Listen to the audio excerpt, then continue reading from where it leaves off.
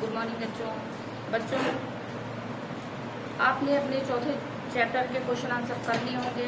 आपको question answer भेजे गए थे और मुझे उम्मीद है कि आप लोग पढ़ाई अच्छे से कर रहे होंगे। आज आपका 5वां चैप्टर है स्वास्थ्य। स्वास्थ्य से आप सभी परिचित हैं, स्वास्थ्य का क्या मतलब होता है। फिर भी आप ये जान लीजिए कि स्वास्थ्य का मतलब, यदि हमें कोई बीमारी नहीं है तो हम स्वस्थ हैं, ऐसा नहीं है। यदि हम रोग मुक्त हैं तो हम स्वस्थ हैं, ऐसा भी नहीं है। या हम मोटे हैं, ज़्यादा दुबले नहीं हैं तो हम स्वस्थ हैं, या जो व्यक्ति दुबला है वो स्वस्थ नहीं है।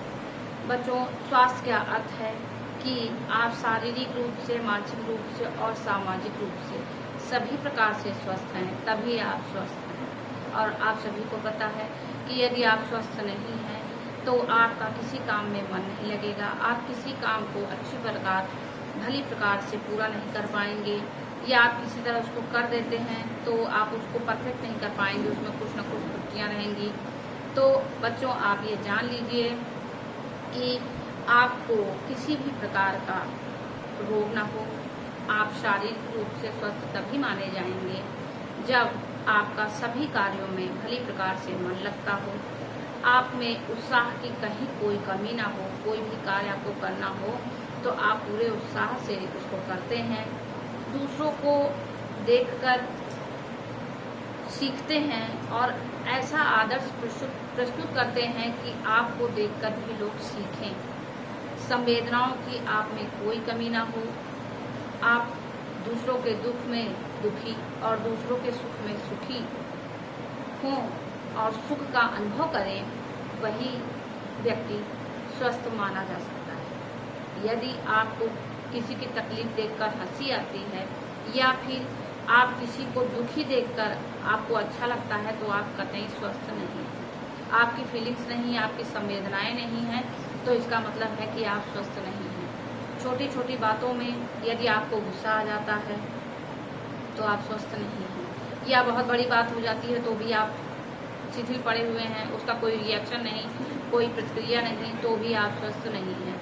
तो स्वास्थ्य का अर्थ है कि आप में सभी संवेदनाएं, मानसिक विकास, शारीरिक विकास, सभी चीज़ें समुचित रूप से उनका उचित विकास हुआ हो, आपकी सारी संवेदनाएं उचित ढंग से प्रस्तुत होती हों, तभी आप स्वस्थ माने जाएंगे। तो बच्चों, स्वास्थ्य का अर्थ है कि आप शारीरिक रूप से, मानसिक रूप से और संवेगात्मक रूप से तीनों प्रकार से आपकी सभी क्रियाएं सुचारू रूप से चलती हों, सभी क्रियाकलाप आप सभी सही ढंग से कर रहे हों तो आप स्वस्थ हैं। अब उत्तम स्वास्थ्य के लक्षण। उत्तम स्वास्थ्य के क्या लक्षण हैं, ये इस चैप्टर में पहला पॉइंट है बच्चों। व्यक्ति प्रत्येक कार्य को उत्साह के साथ करता हो।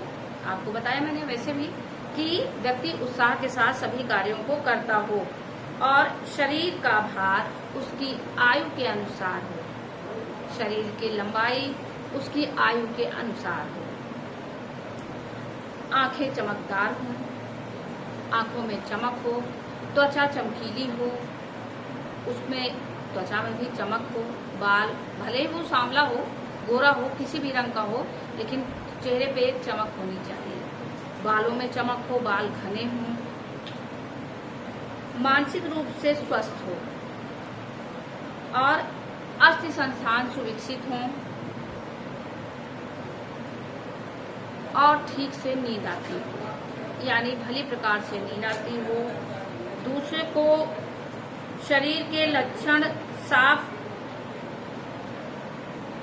शरीर के जो भी क्रियाकलाप हैं उनको सही ढंग से वो पूरा करता है समय समय पर। यानी आपको नींद सही से नहीं आ रही है, आपको सुबह आप फ्रेश नहीं हो रहे हैं, आप मंजन टाइम पर नहीं कर रहे हैं, आप रात में सो देर से रहे हैं, आप सुबह जल्दी नहीं उठ रहे हैं, देर से उठ रहे हैं, तो ये भी आप स्वस्थ नहीं हैं। आपको सारी चीज़ें टाइम पर करनी है, तब आप स्वस्थ। ये स्वस्थ व्यक्ति के लक्षण है।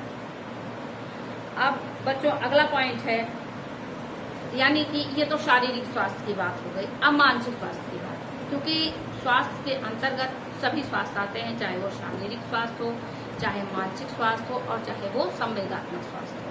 तो बच्चों अब आती है बारी मानसिक स्वास्थ्य की। मानसिक स्वास्थ्य के अंतर्गत कभी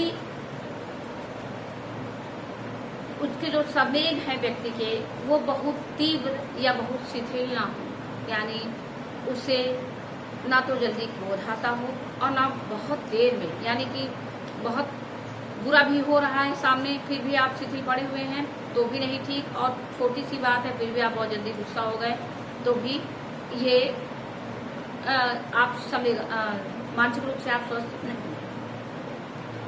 और छोटी छोटी बातों पर तुरंत तनाव या चिंता ले लेना भी शारीरिक स्वास्थ्य नहीं है। यानी कि आप छोटी बात है तो आप उसको ये सोचें कि हाँ इसको मैं कर लूंगा, यानी आप में उत्साह हो कि इस पर मैं विजय प्राप्त कर लूंगा, ये चीज ये कठिनाई तो मैं दूर कर लूंगा। आप में ये ना हो कि आप टेंशन हो जाए ये कैसे करूंगा मैं, तो आप में मानसिक तनाव ना हो। व्यक्ति समय समय पर अपना आत्मनिरीक्षण कर सकता है, यानी कि आप स्वस्थ हैं या नहीं, आप ये स्वयं अपना निरीक्षण कर सकते हैं। यदि आप में ये त्रुटियां हैं तो आप स्वस्थ नहीं हैं। आप इन त्रुटियों को स्वयं दूर करने का प्रयास कीजिए। अब बच्चों सामाजिक स्वास्थ्य। सामाजिक स्वास्थ्य का मतलब आप स्वस्थ हैं, आप में आपको नींद समय से आती है, आपको गुस्सा भी नहीं आता, आप समय पर सोकर उठते हैं, समय पर सो जाते हैं, आपको भूख भी टाइम से लगती है, यानी आप पूरी तरह से स्वस्थ हैं। फिर भी यदि आप सामाजिक क्रियाकलापों में भाग नहीं लेते हैं, लोगों से कटे कटे रहते हैं, लोगों से मिलते जुलते नहीं हैं, सामाजिक क्रियाकलापों में भाग नहीं लेते हैं, तो आपका सामाजिक स्वास्थ्य ठीक नहीं है। यानी कहने का अर्थ कि अब भी आप यह अवस्था भी आपकी स्वस्थ अवस्था नहीं कहलाएगी। यानी आप क्रियाकलापों में, सामाजिक क्रियाकलापों में आप भागीदारी बने, भागीदारी लें और उसमें अपना योगदान दें, तो आप स्वस्थ माने जाएंगे। नेक्स्ट है समय, यानी आप अपना जो भी योगदान दें वह समाज व राष्ट्र के उन्नति की ओर ले जाए और उसका विकास हो। आप जिस समाज के प्रति आपका जो भी उत्तरदायित्व है, आप ऐसा उत्तरदायित्व निभाएं कि आप अपने समाज को उन्नति की ओर ले जाएं। अपने छोटों के प्रति प्रेम और बड़ों को सम्मान दें, तो आप स्वस्थ हैं।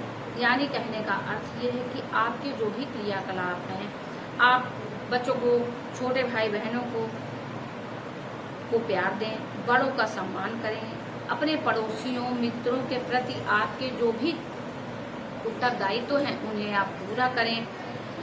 किसी भी सहयोगी की सहायता करें, किसी दुखी व्यक्ति की सहायता करें, किसी परेशान व्यक्ति की सहायता करें। दूसरों के दुख में यदि आपको दुख और दूसरों के सुख में यदि आपको सुख का अनुभव होता है बच्चों, तो वह स्वस्थ व्यक्ति की पहचान है।